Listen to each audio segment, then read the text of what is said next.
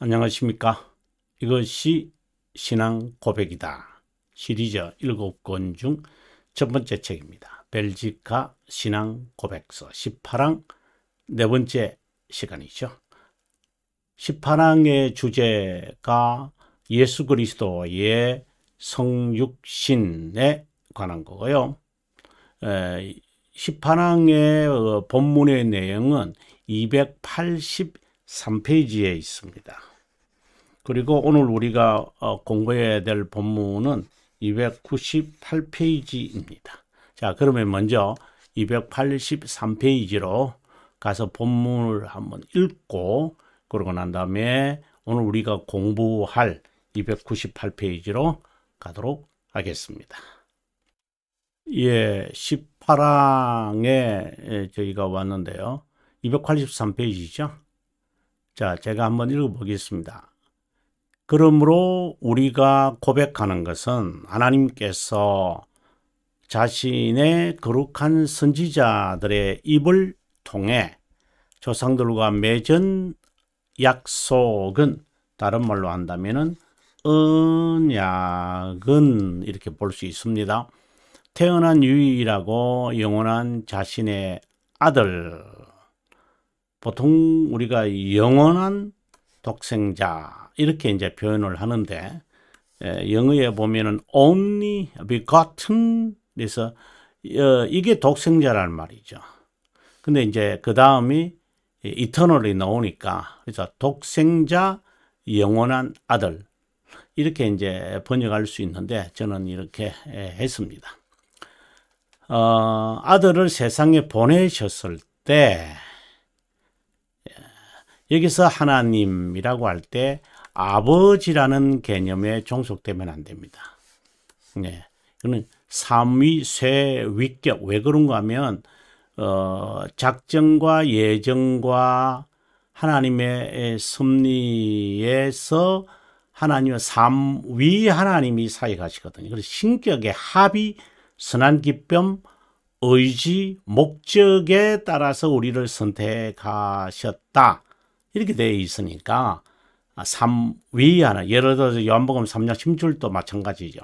하나님이 세상을 이처럼 사랑할 때 아버지라는 말이 행여나 우리가 인간관계에서 아버지라고 생각해서도 안 되거니와 만약에 아버지라고 우리가 유사한 표현을 쓴다 하더라도 그것은 신격의 관계에서의 아버지, 예를 들어서 아버지와 나는 하나다. 요한복음 17장에서 예수님이 기도하실 때 또 예수님이 세례 요한에게 세례를 받으실 때 이는 내 사랑하는 아들이다 라고 말할 때도 신격의 구별을 나타내어지는 신격 관계의 이야기지 인간관계에서의 부자관계는 아니잖아요.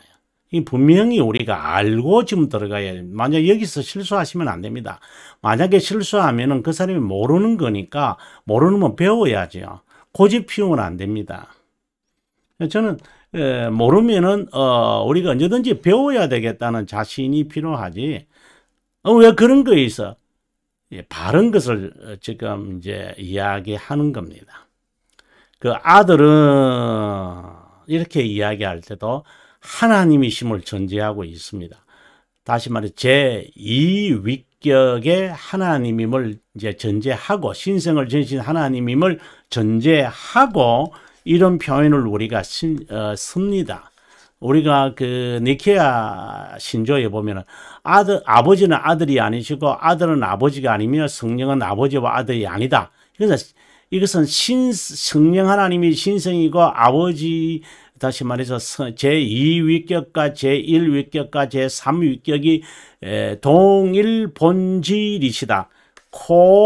코이센셜이자 그러잖아요. 코이센셜이심을 지금 말하기 위한 것이지 그게 무슨 뜻이냐.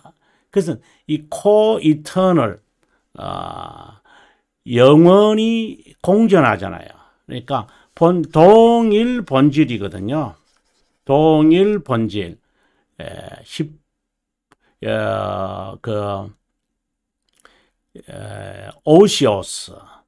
오시오스를 이야기하고자 하는 것이죠. 그래서 동일 본질이다.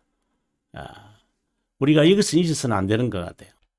자, 몸에 대해서 인성을 입었지만 몸, 그 다음에 영도 입으셨다. 그럼 몸과 영을 입은 것은 이건 인간을 말하잖아요. 인간이 몸과 영을 이제 입었기 때문이죠.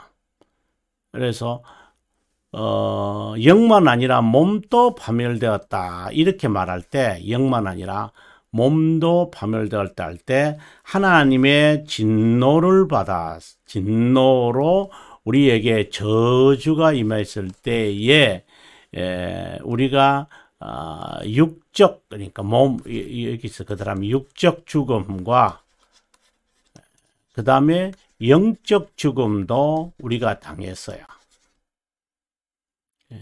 그래서 그리스도가 죽으셔서 육적 죽음을 반드시 죽으셔야 돼요.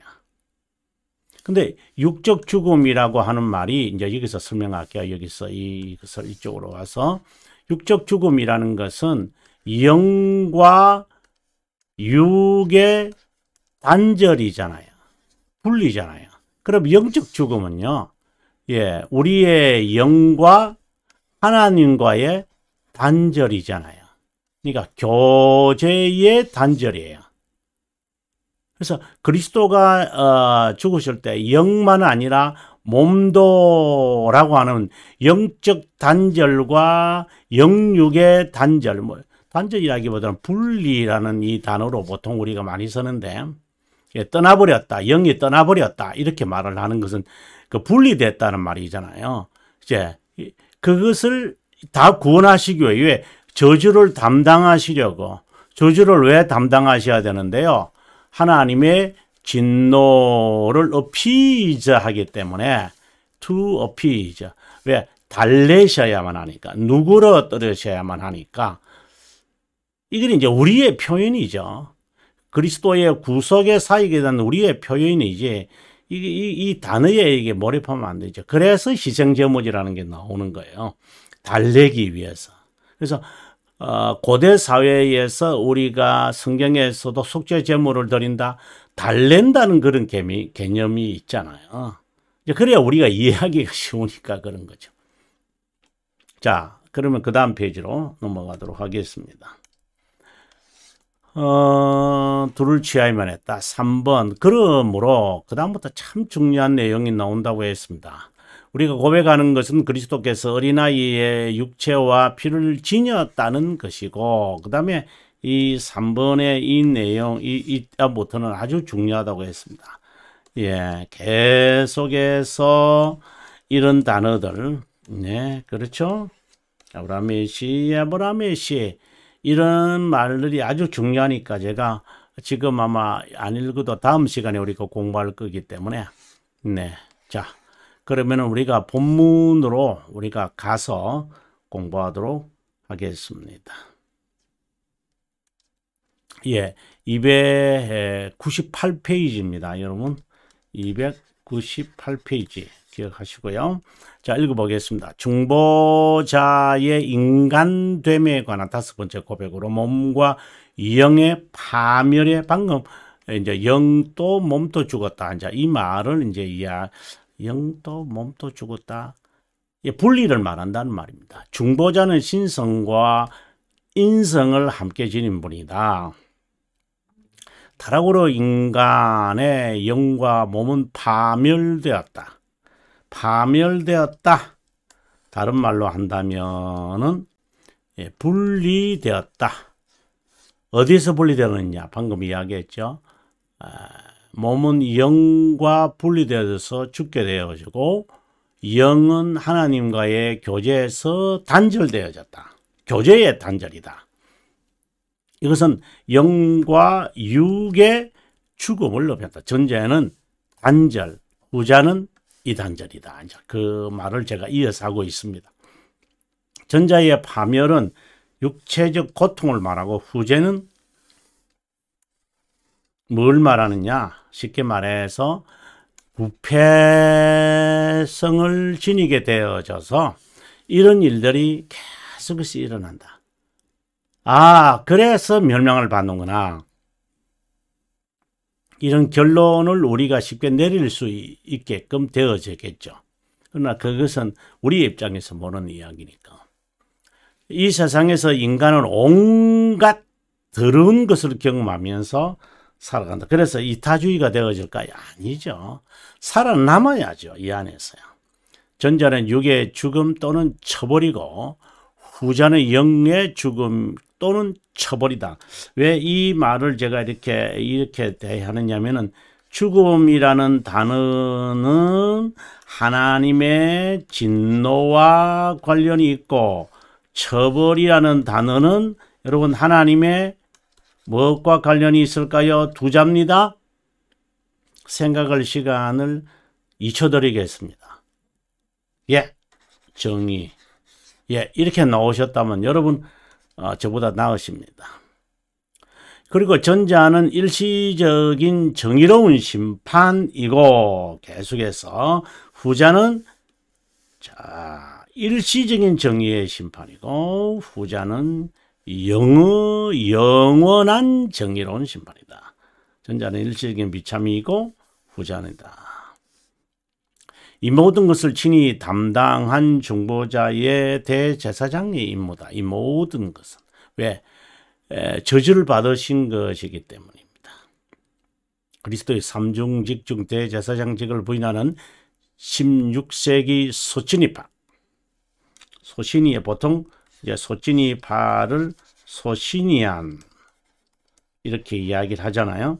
원래는 이제 소찐이라고 하는 말이거든요. 소찐이 그 가문이잖아요. 형이 한다. 그 삼촌은 렐리오. 그 다음에 이 사람은 파우스토. 이렇게 되잖아요. 이 두 사람이 이제 소찐이파 자체가 대제사장직, 그리스도의 제사장직을 부인합니다. 그러니까 죄에 대한 문제를 언급하지 않지요. 이 말은 그리스도의 영원성, 즉 그리스도의 신성, 이 신성을 부인하는 자들입니다. 이는 4세기 아리오스와 같은 계열이다.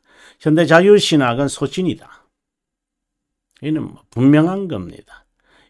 그리스도의 인간됨만을 보고 모범 시민, 그 다음에 성인, 이런 데서만 사회인, 국가를 위한 종교, 이런 등등의 말들을 함부로 내걸리지만 실제로는 이제 역사적 이단, 이런 말이 얼마나 있겠습니까만은 역사적 이단이에요. 실제적 이단이 아니라 역사적 이단이다. 왜냐하면 자유신학을 하는 사람들은 종파를 잘 만들진 않아요, 실제로. 종파 자체가 개인적인, 어떻게 보면 자유파거든요. 이제, 칼빈이 이제 목회할 때 있었던 자유방임파들. 이걸 이단이라고, 뭐냐면은 이단이 되려면 무리가 조성되어 있어야 되잖아요. 그리고 총회에서 이단이라고 정죄해야 되잖아요. 이제 그렇지 않을 수도 있다. 네, 아무튼 네. 계속해서 읽어보도록 하겠습니다. 3번으로 우리 가서 아주 중요한 이제 내용에 이제 이르렀습니다. 이것은 하나하나를 매우 중요하게 우리가 다루어야 하리라고 생각이 듭니다. 그러면 본문을 한번 읽어보고 우리가 돌아왔으면 좋겠다 생각을 합니다. 왜냐하면 본문이잖아요. 본문을 읽어보도록 하겠습니다. 여러분 284페이지네요. 이걸 읽어보고 여러분 우리가 계속해서 공부하도록 하겠습니다. 정말 18항에서 아주 중요한 저도 이것을 해석하면서 참 도전을 받았던 내용입니다. 한번 읽어보겠습니다. 그러므로 그리스도께서 모친의 육체를 입었음을 부인하는 이단, 제세례파, 앞서 방금 말할 때는 소찐이파와 아리오스파, 보통 아리안파다 이렇게 하는데, 이 파들은 그리스도의 신성을 부인하잖아요. 이런 자들은 현대판 우리가 말하는 이제 자유신학을 하는 사람이다 이렇게 보거든요. 그런데 이들은 자유신학을 하는 사람들이죠. 그런데 이들은 어때요? 제 세례파는요.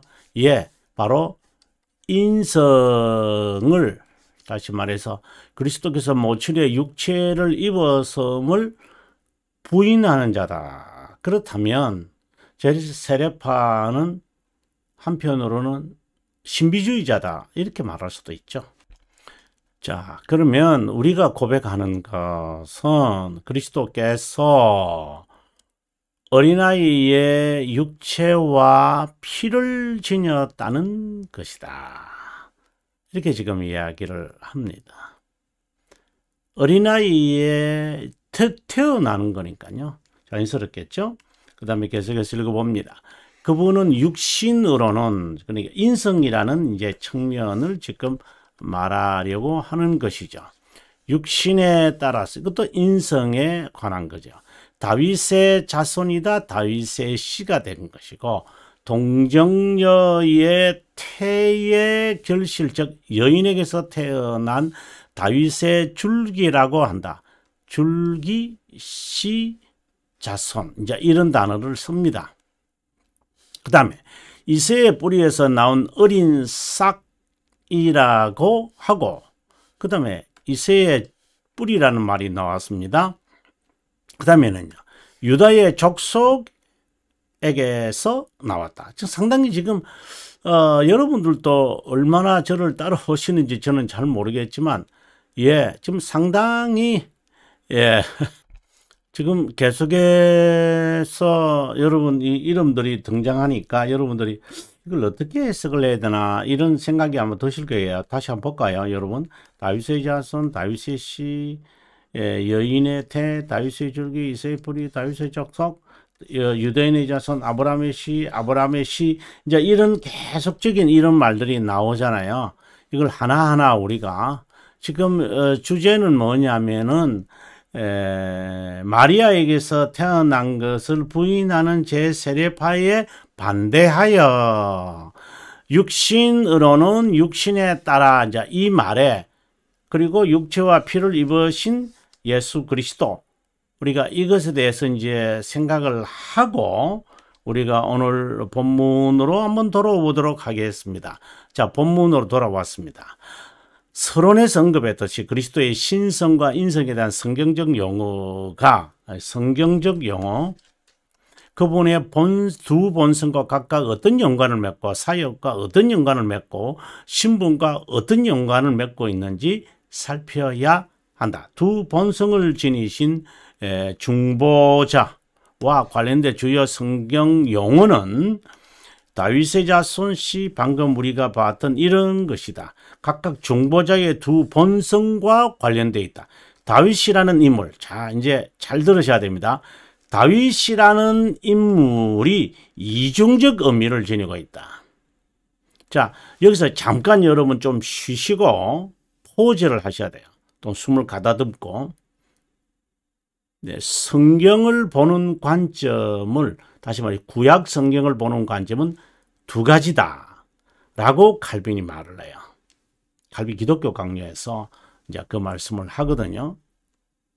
여러분, 제가 쓴 이것이 기독교 강요다 연구자용인데요. 여기 보시면은 2장 2권 7항 1장이잖아요. 2권 7장이 여러분 율법의 목적에 관한 이야기거든요. 자, 거기에서 여러분 2항인데요. 한번 주의 깊게 좀 저와 함께 같이 갔으면 좋겠습니다. 자, 보시면은 여러분 가지고 있는 책이 있다면 304페이지를 여러분 보시면 될 것 같아요. 자, 율법은 그리스도께로, 위에 있는 이 문장도 중요하죠. 율법의 해석은 항상 그리스도 중심으로 이루어져야 한다.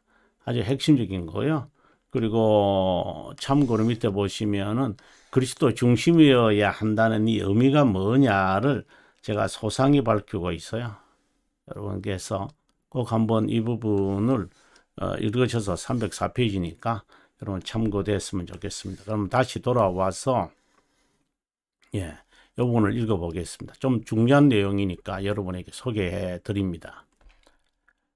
이 항에서 칼빈 선생은 이렇게 말합니다. 율법은 그리스도께 인도하는 안내자다. 이렇게 이제 소제목을 붙이고 난 다음에 칼빈이 이렇게 말합니다. 여러분 주의 깊게 보시기 바랍니다. 다윗의 가문으로 최종적으로 설립된 왕국이 율법의 한 부분이고, 그 다음에요 모세의 시대의 율법의 한 부분임을 기억한다면, 자 지금 여러분 포인트 잡으셨죠? 네, 다윗과 모세라는 이 이중 거울을 통해 옛 사람들의 눈앞에 비춰진 그리스도, 죄와 죽음의 노예고 부패하여 더러운 자는 어떤 방법으로도 왕 또는 제사장이 될 수 없었다. 하늘의 것들에 대한 완전한 지식을 가질 수 없었던 연약한 어린아이와 같은 유대인들에게 그리스도는 친밀하게 알려진 분이 아니었다. 이런 측면에서 바울은 초동교사와 같다라고 했다.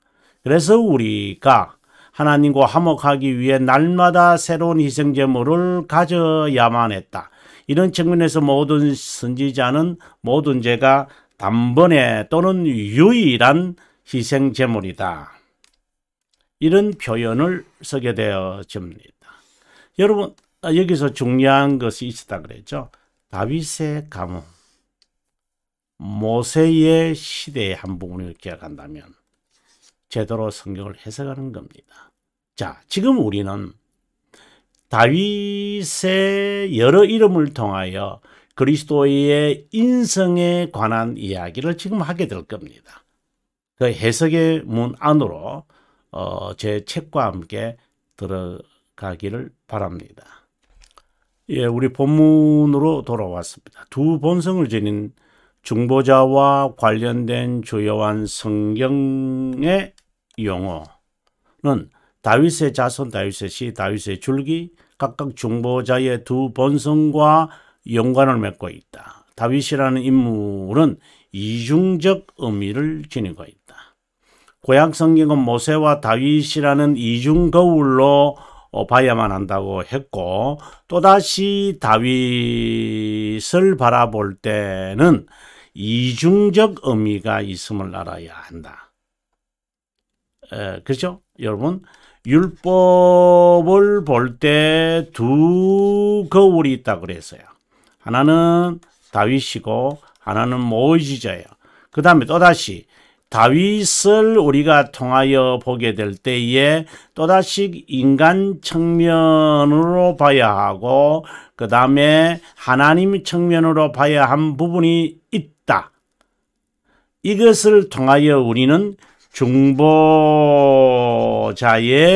두 본성을 이해할 수 있다. 이 말입니다.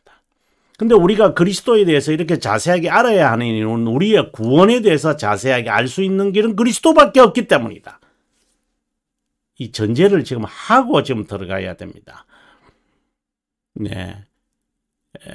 인성 측면에서 보면은 그 후손의 실패를 알리는 자, 중요한 이야기를 지금 하고 있습니다. 인성의 측면에서 보면은 다윗은 실패입니다. 그렇지 않아요. 너의 나라는 영원하리라고 하셨는데 실제로 보면은 망해버리고 말아요. 그의 아들 보세요, 여러분. 솔로몬 보세요. 뭐 지혜 얻었다. 그 다음에 어떻게 돼요? 헛되다. 이렇게 끝나는 거예요. 아니 그렇다고 해서 버림을 받았다 이 말이 아니라 성공과 실패에서 봤을 때 그렇다는 겁니다. 동시에 그리스도 그 다음에 실패했지만 그리스도를 향한 모습을 봐야 한다. 그러니까 인성으로 볼 때는 실패지만 또 다른 측면이 있는데 그리스도를 바라볼 수 있다는 것. 이것은 뭐냐면 인간의 비참함을 통하여 하나님의 자비함을 바라보는 것과 같은 원리예요. 그래서 하나님에 대한 지식을 알려면 인간의 비참함을 깨달아야 한다. 칼빈 선생이 이제 읽은 2장에서 이제 이 말을 이제 하게 되어지는데, 자, 봅니다. 두 본성을 의미한다. 그리스도의 선지자 직무와 관련을 맺고 있다. 네. 이서의 뿌리라는 이 말은 그리스도의 인성, 즉 비천한 가운데 태어난 그리스도의 낮아지심을 의미한다. 뭐가요? 이서의 뿌리라고 하는 말, 낮아지심을 의미한다. 그리스도의 제사장 직무와 관련을 맺는다. 유다의 족속과 유다의 자손이라는 말은 그리스도의 신성과 그분의 높아지심만이 아니라 왕되심과 관련을 맺고 있다. 그러면 아브라함의 씨라는 것은 인성만 아니라 우리보다 먼저 되신 분으로 누구든지 그분을 통하여 아브라함의 자손이 될 수 있다는 예상하는 선지자 용어다. 여러분, 제가 하나하나 밝혔거든요. 다윗은 이중적 의미가 있습니다 라고 하고 난 다음에 이새의 뿌리입니다. 그 다음에 유다의 족속입니다. 그 다음에 아브라함의 씨라고 하는 의미를 이제 하나씩 밝혔습니다, 여러분.